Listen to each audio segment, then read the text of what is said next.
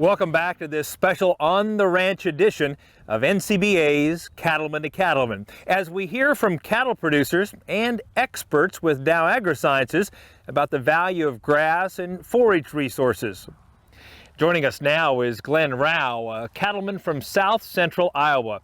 Glenn, welcome to Florida. It's a little different than up in Iowa here, isn't it? That's right, it is. A lot of green grass, clean and nice. It's so level here and everything. It's surprising this late in March how nice it looks. Absolutely. And Glenn, before we go much further, I want to give folks a closer look at your own operation back in Iowa.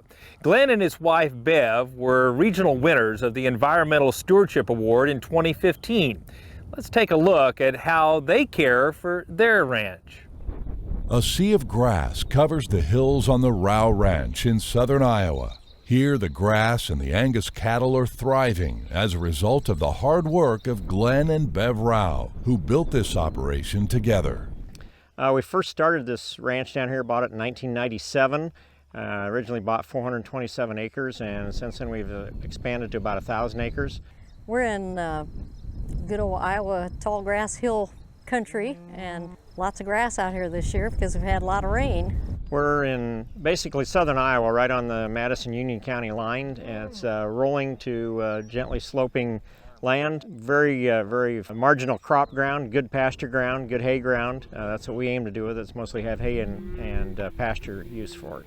For nearly 3 decades, Glenn and Bev worked their 4th-generation family farm and feedlot in Dallas County, about 50 miles to the north.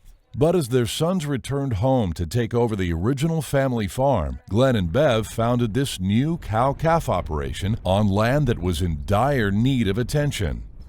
There were a lot of cedar trees out here, a lot of junk trees, and we've cleared it and we've seeded, and the natural grasses or native grasses have come up through the seeding and stuff, and it's made a lot more pasture land for the cows out here. When we bought the land, most of it was overrun with thistles and locust trees, cedar trees, very little grass on it. What grass there was fescue and everything. Part of it had been farmed for a year, had soybean stubble, which didn't amount to too much, and it actually made it a little easier to put new seed in. But it was a challenge. It's a challenge every day. Glenn and Bev have met those challenges with action. They've been aggressive in spraying to eliminate thistles and other weeds in their pastures. They've continually reseeded to improve their grasses, and they've implemented a rotational grazing program managed with solar-powered electric fencing. Our rotational grazing, I think, is just a tremendous benefit to the forage production of this part of the country because of the availability of something new for these cattle rather than be turned out in the whole pasture.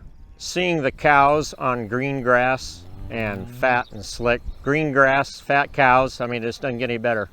It just makes my heart smile.